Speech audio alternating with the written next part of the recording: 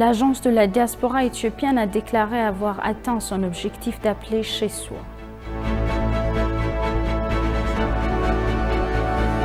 Les touristes sont invités à profiter de la visite de la ville historique de Lalibela.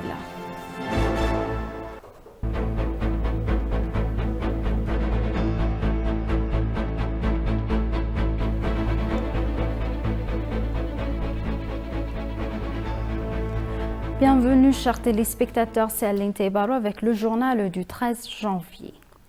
Les dirigeants du Parti de la Prospérité ont conclu une discussion de 2 jours sur les questions nationales actuelles. Ils ont discuté de la question du désarmement et de la correction d'après-guerre pendant 2 jours. Le parti a déclaré que la relance de l'économie nationale déchirée par la guerre et la reconstruction des zones les plus d'humeur touchées par les forces d'invasion devrait être un autre jalon dans la victoire du pays. Il a été également déclaré que l'unité nationale dans la lutte contre le terrorisme devrait être réaffirmée dans d'autres agendas nationaux.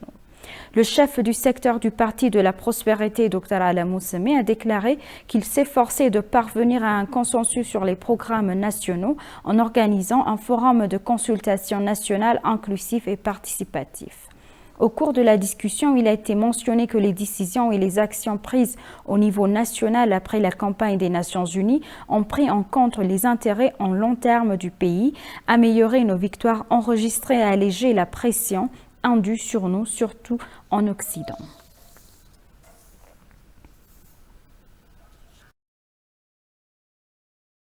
Le Conseil interreligieux d'Éthiopie et du Kenya ont signé un protocole d'accord soulignant le message de compassion, de guérison, de paix, de respect mutuel et de dignité humaine entre les peuples. Le protocole d'accord fera progresser les relations peuple à peuple entre l'Éthiopie et le Kenya en s'appuyant sur le dialogue et la coopération interreligieuse, interculturelle et intercivilisationnelle entre les 2 pays à temps après. Les comités exécutifs des conseils religieux exécuteront en particulier le protocole d'accord pour favoriser un partenariat de travail sur la protection de l'environnement et le changement climatique, promouvoir la coexistence pacifique, l'harmonie interconfessionnelle et la dignité humaine, ainsi que préserver les sites culturels et sains, lutter contre l'extrémisme et les discours de haine et la radicalisation.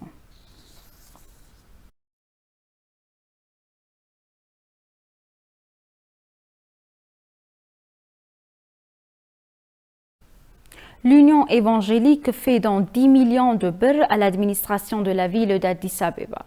Les syndicats ont remis 10 millions de birr collectés auprès des croyants à l'administration de la ville d'Addis Abeba. Le pasteur Johannes Girma, le chef de l'église de l'Exode, a déclaré que de nombreux fidèles ont répondu en appelant le gouvernement de la ville à montrer sa solidarité avec ses habitants. Le représentant de la ville d'Addis Abeba, Ratu Beyene, qui a reçu le soutien, a remercié la communauté évangélique d'avoir répondu à l'appel, notant que l'administration de la ville a mis en place un groupe de travail pour diriger le processus.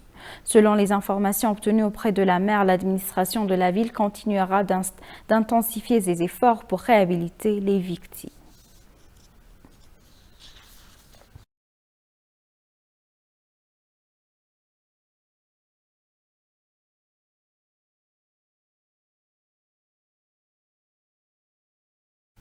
Le ministère de l'Eau et de l'Énergie a déclaré que des efforts étaient en cours pour réparer et restaurer les installations d'eau potable dans les régions d'Amara et d'Afar qui ont été envahies par le TPLF.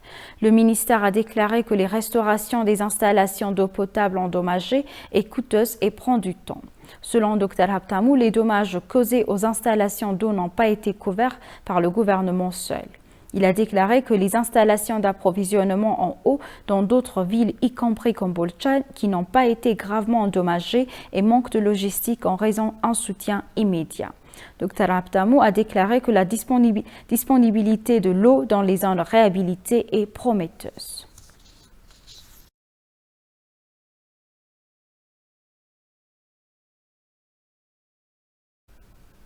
La ville historique de Lalibela est un lieu idéal pour les touristes intéressés par les traditions anciennes et le paysage unique. L'industrie hôtelière de la ville, qui abrite le patrimoine mondial taillé de la roche, s'est considérablement développée avec des vols plus de 3 fois par jour depuis Addis Abeba. La ville a également finalisé les préparatifs pour accueillir de manière colorée la prochaine épiphanie ou Temgat. Habté dit que le secteur de l'hôtellerie s'est considérablement développé grâce à des vols plus de 3 fois par jour depuis Addis Abeba. Cela rend la visite à Lalibela facile, agréable et confortable. Bien que Lalibela soit très connue pour ses anciennes églises taillées dans le roc, la ville et ses environs ont beaucoup d'autres à visiter, y compris des églises anciennes qui sont toujours en activité.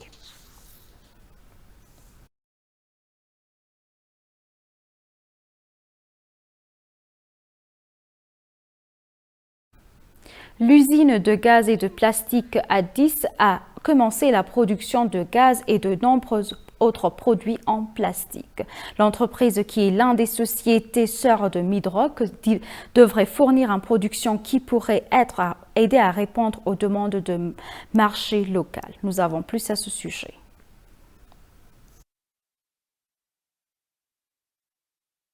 L'usine Addis Plastique fait partie de l'une des sociétés sœurs impliquées dans le secteur manufacturier. Maintenant, la production de ces deux types de gaz et de produits en plastique est utilisée à des fins multiples. Notre spécialisation sur laquelle nous travaillons est la production de gaz d'acétylène, d'azote, d'oxygène ou de dioxyde de carbone.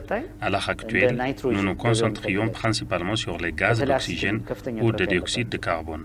Mais pour l'avenir, en gardant à l'esprit le profit et notre obligation sociale, nous prévoyons d'ajouter plus de gaz, en particulier l'azote et l'acétylène, qui ont une demande plus élevée sur le marché.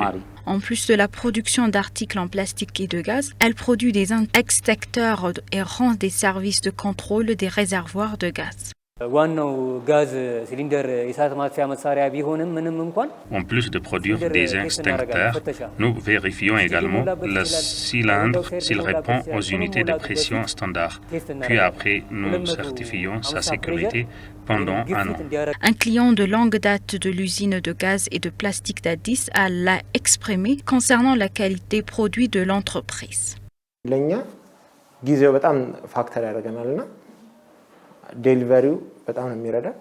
Pour nous, la durabilité du produit est une priorité et la livraison est incontestable. Et notre principal avantage est que lorsque nous commandons plusieurs articles, nous pouvons facilement les obtenir auprès de cette société. Lorsque nous leur envoyons des réservoirs d'essence à l'avance pour les recharges, ils nous enverront en temps opportun, ce qui nous a énormément aidé à mieux tirer parti de notre production intérieure.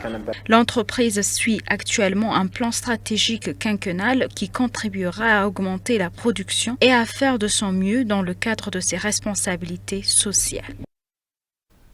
Un économiste appelle le gouvernement, la diaspora, le secteur privé et d'autres acteurs dans tous les coins du monde à renforcer leur soutien dans le cadre des efforts de réhabilitation et de reconstruction des propriétés et des installations endommagées dans les régions d'Amara et d'Afar.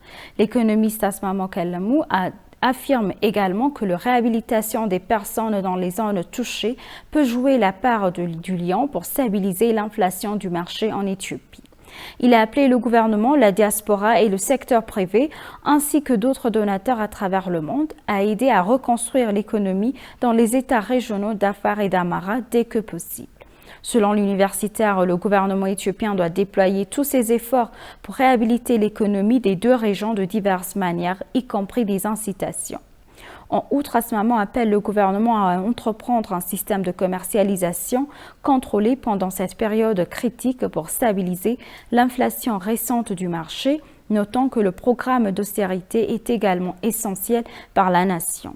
Il a dit que cette commission doit être tout à fait différente de la Commission nationale de planification.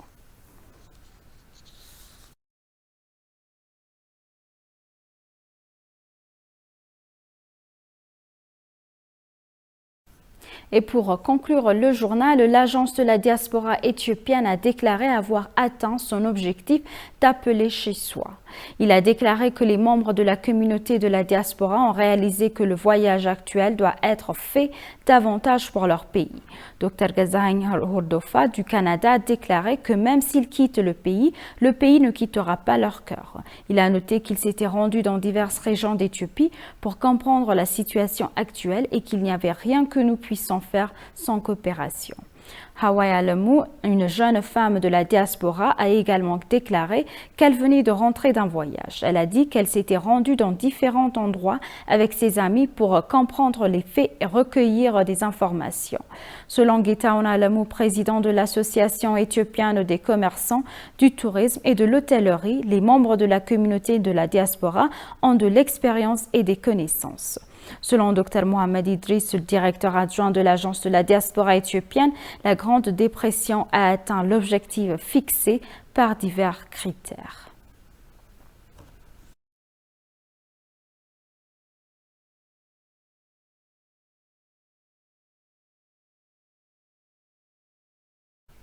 Chers téléspectateurs, nous vous rappelons les titres principaux. L'agence de la diaspora éthiopienne a déclaré avoir atteint son objectif d'appeler chez soi.